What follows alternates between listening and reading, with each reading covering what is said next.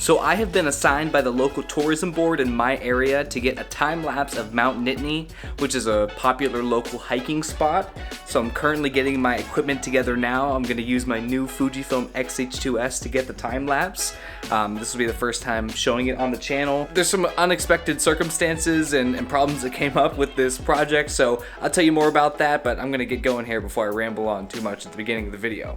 All right, I am quickly getting water before I head out, because I gotta stay hydrated, and also because one of the hang-ups and reasons that I am revisiting for the third time today is because I didn't realize I'd have to take a 30-minute hike to get to the lookout point that I actually need to get to for this time lapse.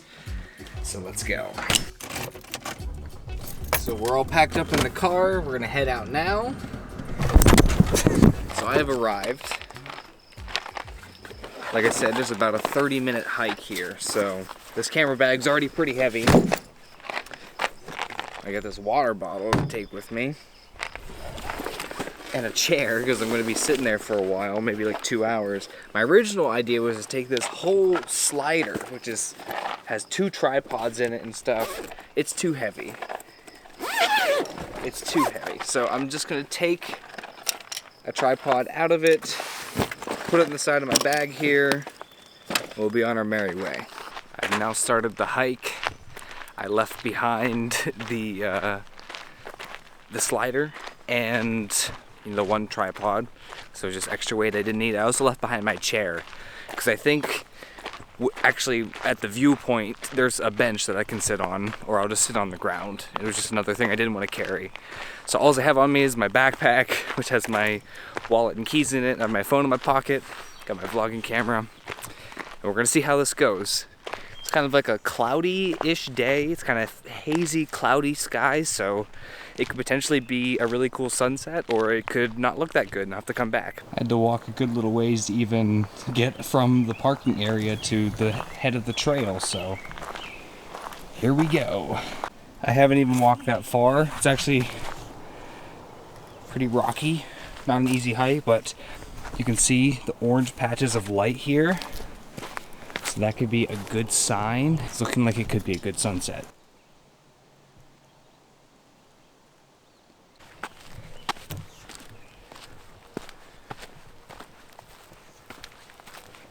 Alright, just taking a quick break right now. There's about 15 minutes of hiking left. I'm about halfway there. It's been pretty steep uphill. Pretty difficult hike, I'm not gonna lie.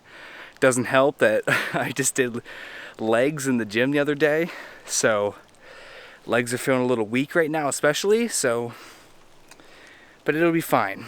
It'll be worth it. The light is actually looking really good. This is a nice little patch of light, and I think it actually could look very pretty as the sun starts going down, so let's keep moving.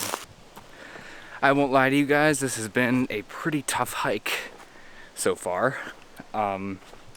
It's mainly because this bag on my back is very heavy.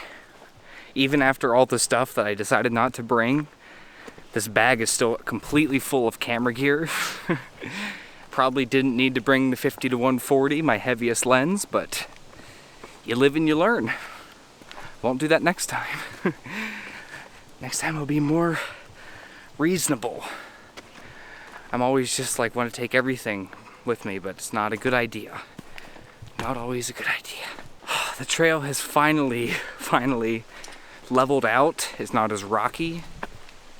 So I'm supposed to be really close to the clearing. I actually think I can see it right up ahead. I'm actually having a really good feeling about this. This is my third time coming back, as I mentioned earlier, because the first time it started raining. The second time I just came too late. So this time I came with plenty of time, made sure to check the weather, and yeah, definitely a learning process doing this. I've never done anything like this before, so let's just hope that I can set up in time and get a good time lapse out of this.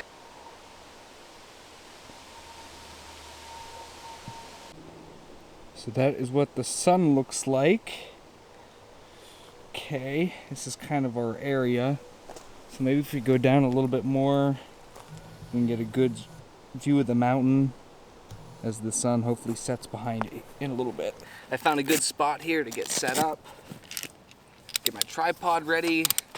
I know I was actually regretting bringing the 50 to 140 earlier because of the weight and how much that sucked on the hike, but from this perspective, it actually looks like the 50 to 140 might be our best bet to get some of this foreground out of the picture that I don't want. So I really just want to focus on the reason that this hiking spot is so popular, because you can kind of oversee the whole valley, and it's kind of representative of the area. So yeah, let's focus on the valley as much as we can. Let's see if we can get the sun setting. There's not a lot of clouds. It's not going to be like a colorful sunset with pinks and reds and all that kind of stuff, but it'll be pretty cool. Maybe I'll come back one more time. Let's see how this one turns out first. So we got the XH2S here. I don't know if we're going to be using the 10 to 24 here. I'm actually going to just go ahead and put the 50 to 140 on now. The XH2S has been really, really awesome. The autofocus is a lot better than my XT3. I just got the 50 to 140 on here. We'll get it set up. This is obviously a very high dynamic range situation. We're seeing directly into the sun here.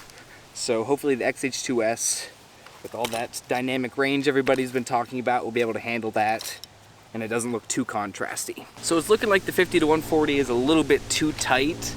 I think it's kind of just an awkward focal length for this area. And I think now that I'm looking at it, there's kind of these trees and stuff. If you look, there's kind of these trees and everything all circling around. So if I can just get this kind of scene in there, kind of bordered like this around all the edges, I think that'll look really nice. Muy bueno. After much deliberation, I actually went back to the 50 to 140 and came up. I was down there, and I just needed to have a higher view. I can't expose for the sky right now, but you can see what we're working with on the back of the XH2S screen. We kind of have a frame of trees, and then the sun is still high in the sky right now, but soon it'll dip into the frame and go behind the mountain, and that'll look really nice. And I guess now I just have to kind of sit here for an hour and a half, 2 hours, and listen to it take pictures every 12 seconds. A little bit of a life update, guys. I just graduated from college. I got a major in film, a minor in photography, and the past couple months, month and a half, 2 months, I've been out in the real world doing freelance photography and videography, and it's been going pretty good so far. And yeah, that's what I'm out here doing right now. But I figured, you know, this was an interesting assignment, and I thought I'd bring you guys along. I thought I'd make a video, just have some fun with it. I know you guys really liked whenever I did that morning photo walk vlog, and this is kind of the same vibe. Pretty lighting, pretty view, outlook over the mountain. It's really about the journey getting here, and really, obviously, the time lapse once it's done.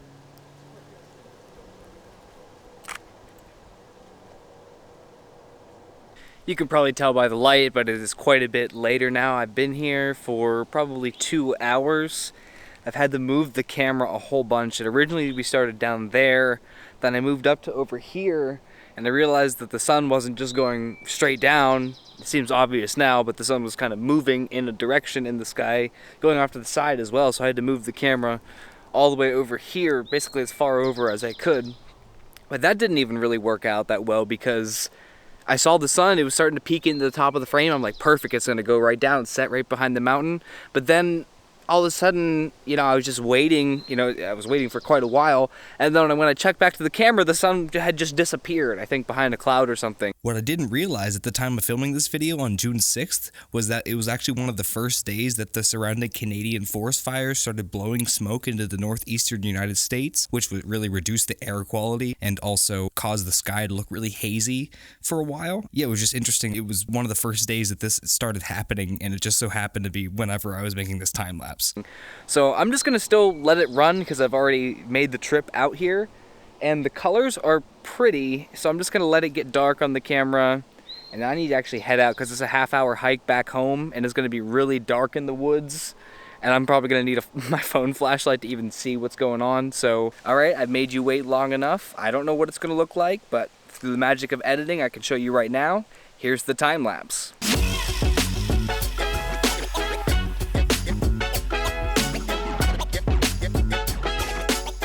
Thank you guys so much for watching. Leave a like, leave a comment down below. Let me know if this is the type of content you want to see out of this channel. The reviews are fine and stuff. It's cool that I get free products, but it gets a little bit repetitive, and this stuff is a little bit more fun. I get to go on a journey. I get to, you know, maybe fail sometimes, have trouble doing it, and it makes it that much more sweet whenever I accomplish something. And if I can bring you guys along and that's something that you want to see, that's a win-win. So yeah, if you enjoyed, just let me know, and I'll see you in the next one, guys. Peace. So I'm walking back down the mountain right now. I just grabbing a quick clip of my phone. The ZV-1's gonna be, I just don't want to mess with it right now. I'm trying to get out of here as fast as I can, but it's about 26 to 30 minute hike. It'll be easier because it's at least downhill this time, but it's it's still probably going to be pitch black by the time I get there, so we'll see.